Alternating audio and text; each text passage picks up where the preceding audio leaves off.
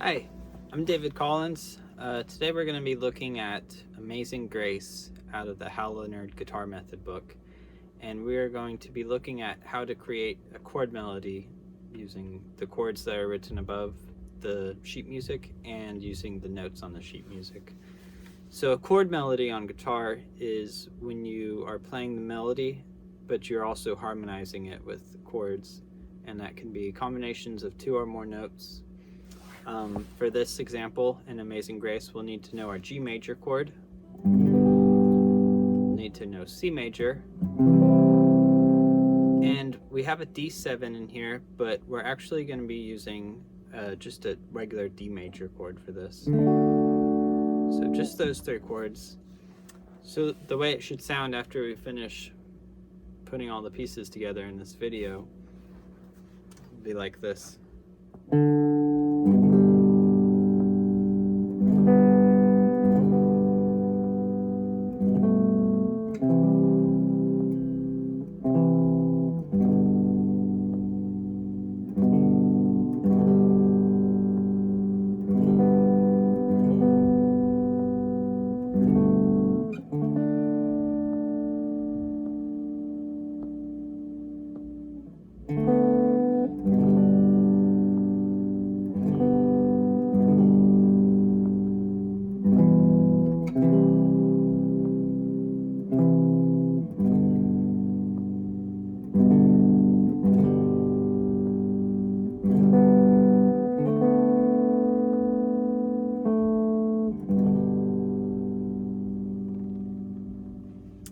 Right, so you'll notice I use some slightly different fingerings for some of those chords.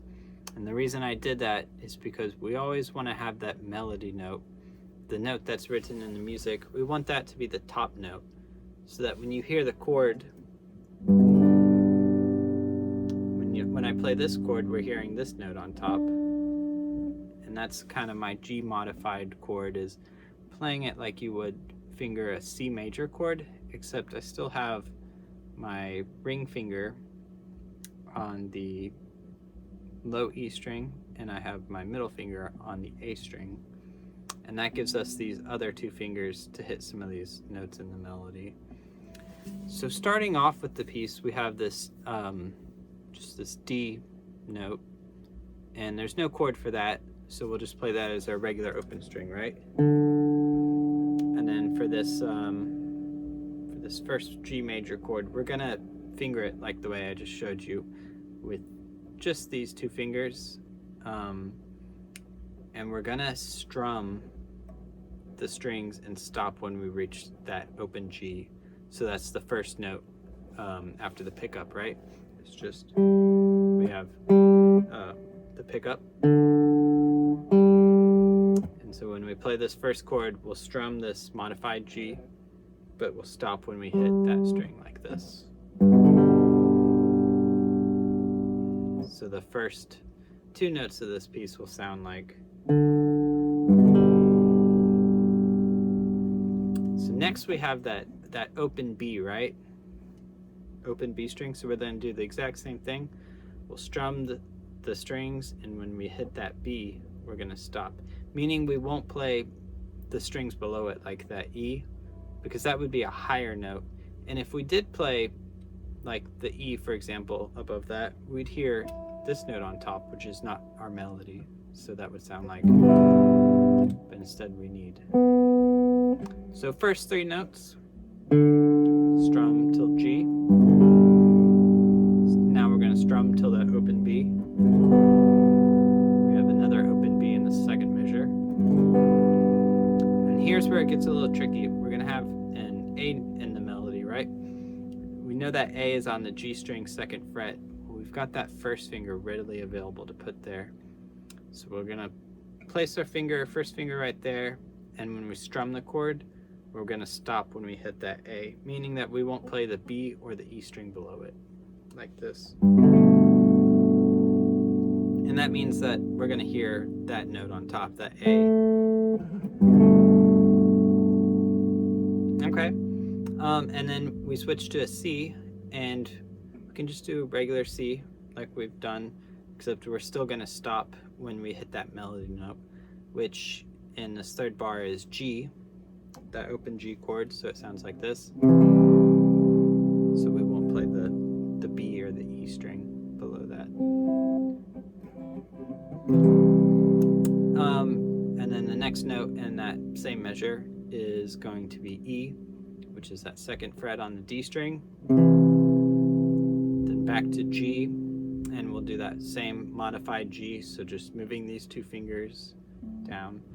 By the way, when we play the C major, we don't need that first finger on there because we're not going to be playing that string at all. So you want to be super relaxed with it. You can just use these two fingers, and they're just kind of bouncing around.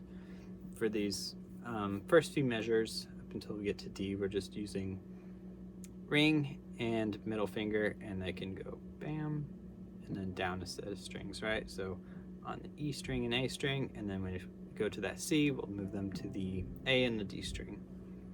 Right, so this next measure, we're going back to G,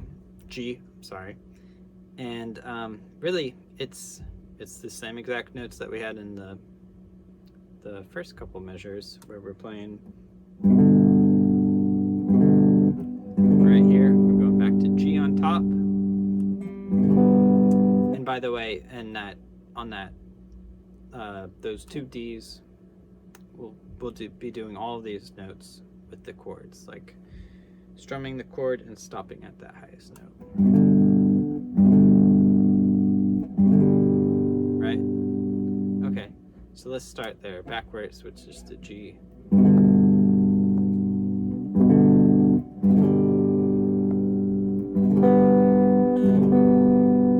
then we're adding the A, right? So we're going to strum up till we hit that A.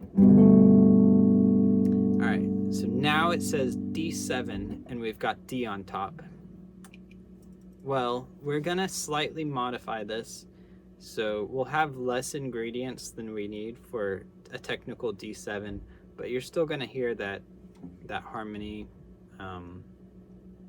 sort of that tension chord, because D7 is a dominant chord. It's a 5-chord, a tension chord.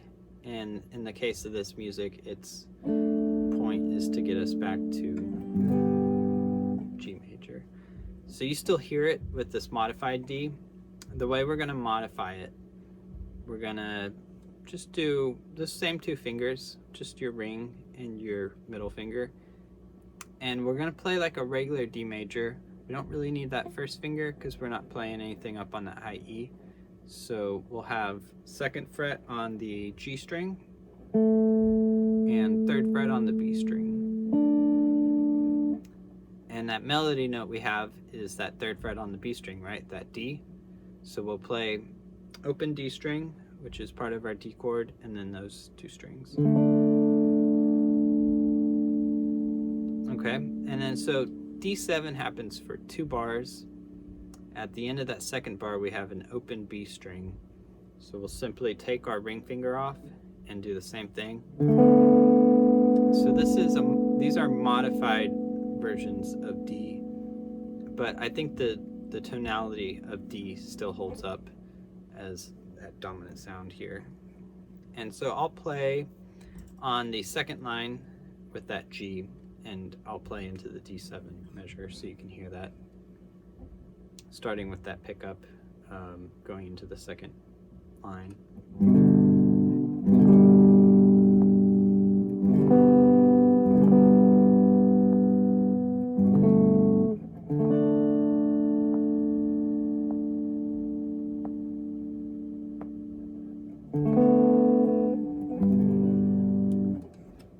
All right, so now we're going to G, and we've got the highest note in the piece of music, which is going to be that D on that third fret of the B string. So here's where we'll need to use that pinky. We have that modified G, right? We're always going to be playing these Gs like this with our ring and our middle on the E and the A string. And we'll need that pinky to catch that high D melody note. So we'll do the same thing. We're going to strum, and we'll strum until we hit that B string, which is that D note, right? So like this. next measure is open B, open G, and now we're going to add that E right there, which is the 2nd fret of the D string. We'll do that with our first finger, which is readily available right here, and we'll strum these 3 strings like this. Great. Now switching to C, same thing like we had before. Up into that open G. Now that 2nd note, that E, which is on that D string, the C. So just a couple ingredients in this chord, the 2 strings, right? That's really all you need. And then back to G with the D on top. Again, open G for this next, open B. And then we're at the 2nd D7, right? That 2nd dominant chord. And we've got a B melody on top. So we're going to do the same modified chord, except no ring finger this time. 3 strings, open D, 2nd fret of G, and that open B, like this. Then the 2nd part of that measure, just 2 strings, open D, 2nd fret of G, which is that A note, right? And then we end the piece with our G major up into that G string.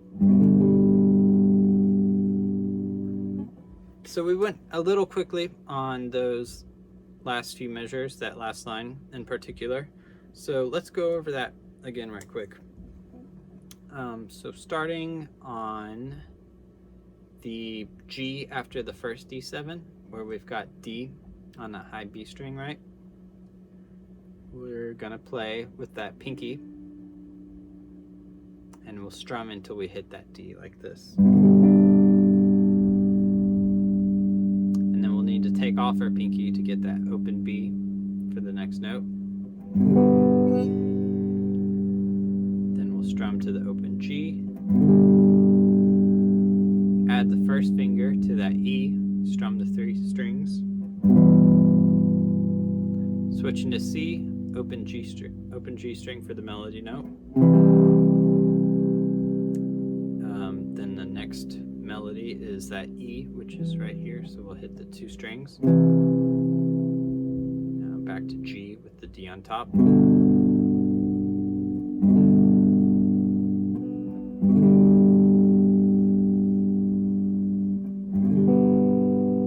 And now that last D7 dominant chord, we're going to have just 1 finger on the string on that G string, 2nd fret, and we'll have that open B in there. So we'll be strumming the D, open D string, the G string, which is that 2nd fret, and the open B string like this. And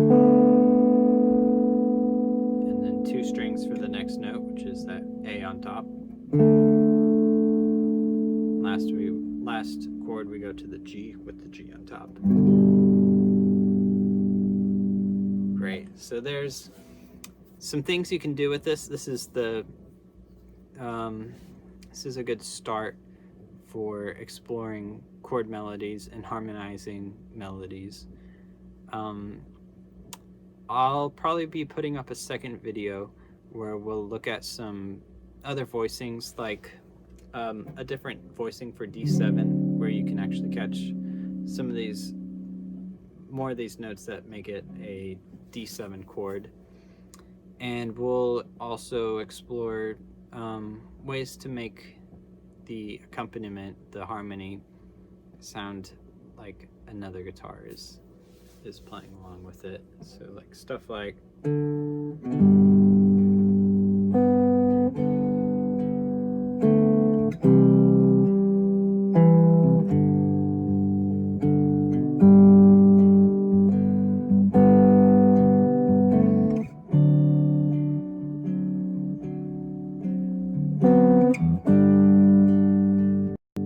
etc. Cool. Thanks for joining me today. 1, 2